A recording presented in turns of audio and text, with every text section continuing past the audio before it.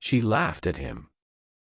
Not just a small smile, but a loud, careless laugh that echoed across the room. People turned their heads. Some smirked. Some looked away. But the man didn't say a word. He just stood there, holding his worn-out jacket a little tighter, his eyes calm, almost knowing something no one else did. No one in that moment could have guessed what would happen next.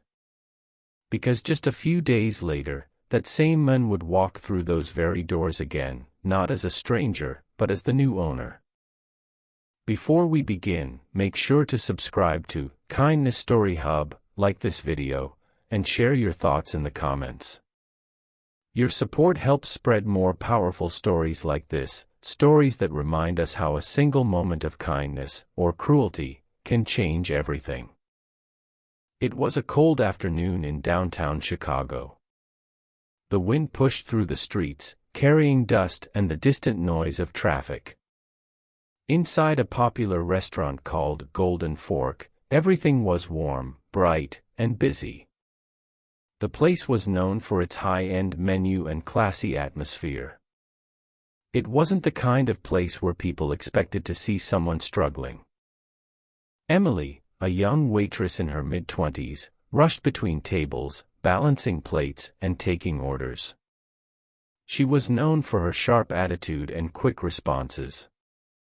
Customers liked her efficiency, but her coworkers knew she could be a little harsh.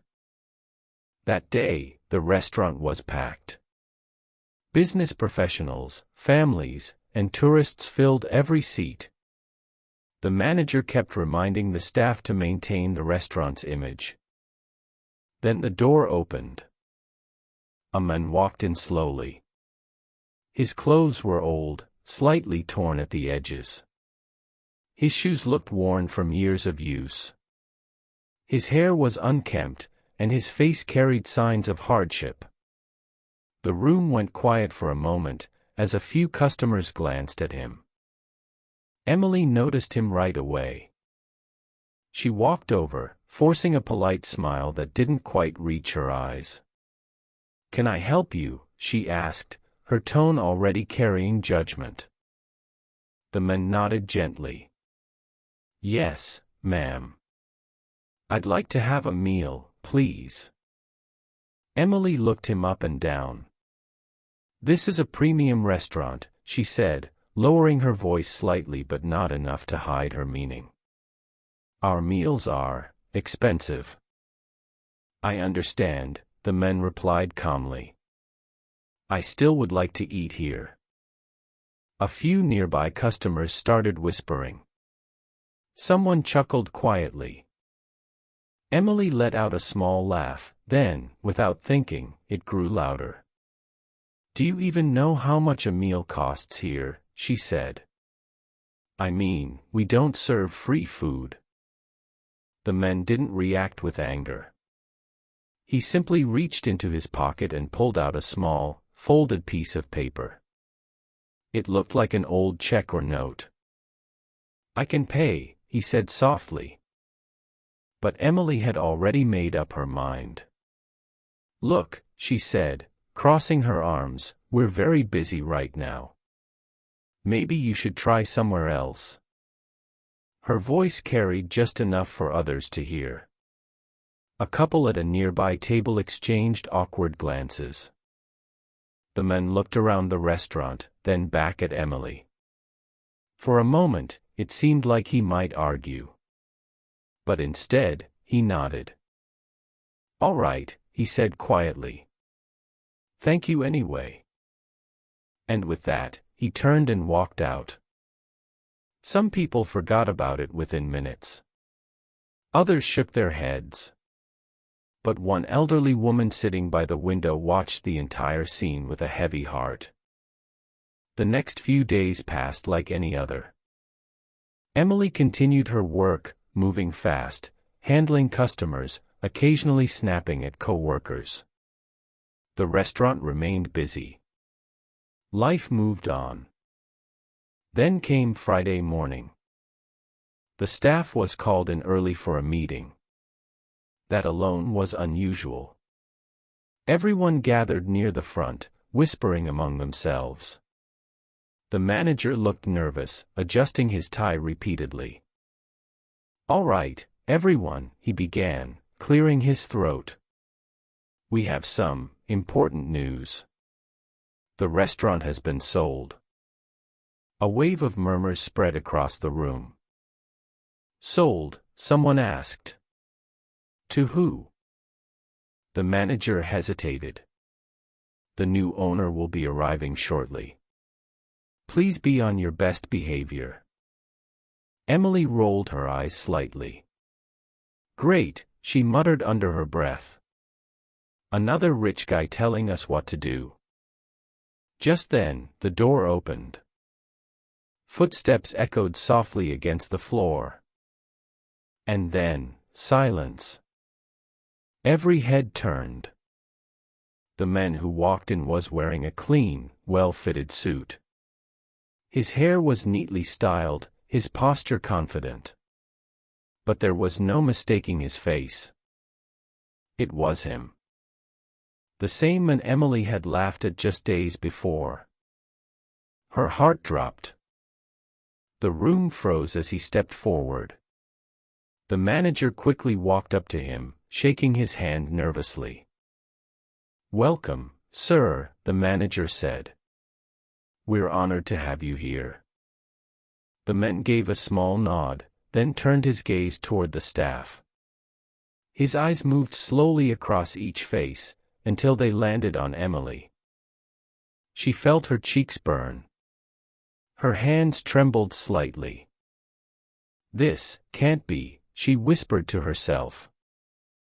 The man stepped forward, his voice calm but clear. "My name is Daniel Carter," he said. "And as of this week, I am the new owner of this restaurant." No one spoke. "I know this may come as a surprise," he continued. "But I believe in understanding a place from the ground level.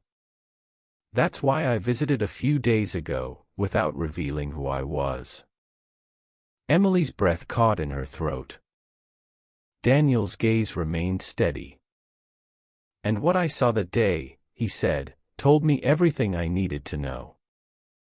The room felt heavy. Emily wanted to disappear. She stepped forward suddenly.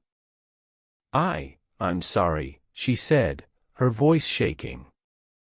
"I didn't know." Daniel raised his hand gently, stopping her. "It's not about knowing," he said. "It's about how we treat people, even when we think they have nothing to offer us." His words weren't loud, but they carried weight. "I've spent years building my life," he continued. "There was a time when I had nothing. I was ignored, judged, and turned away more times than I can count." He paused for a moment. "But I never forgot how that felt." The room remained silent. Daniel took a step closer to Emily. "I don't expect perfection," he said. "But I do expect kindness. From everyone." Emily nodded quickly, tears forming in her eyes.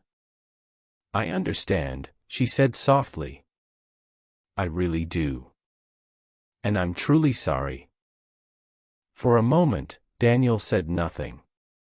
Then, to everyone's surprise, he smiled. "Then this is your chance," he said. "To do better." The tension in the room eased slightly. Daniel turned to the rest of the staff. "This restaurant will continue to serve great food," he said. "But more importantly, it will become a place where every person is treated with dignity and respect, no matter who they are." The staff nodded, some more thoughtfully than others. From that day on, things began to change. Emily changed the most. She became more patient, more understanding. She greeted every customer with genuine warmth, no longer judging based on appearance. She even started helping her co-workers more, offering support instead of criticism. One afternoon, a man walked into the restaurant wearing simple clothes, looking unsure of himself. Emily approached him with a kind smile. "Welcome," she said warmly. "Please, have a seat." No judgment. No hesitation. Just kindness. Across the room, Daniel watched quietly. He didn't say anything. But this time, he smiled. Because sometimes, it only takes one moment, one mistake, one lesson, to remind us of something we often forget. Kindness isn't about who deserves it. It's about who we choose to be. So the next time you meet someone, remember this story. You never truly know who they are, or what they've been through. But you always have a choice. To laugh. Or to be kind. And that choice can change everything. If this story touched your heart, don't forget to like, subscribe to Kindness Story Hub, and share it with someone who needs this reminder today. Because kindness is free, but its impact is priceless.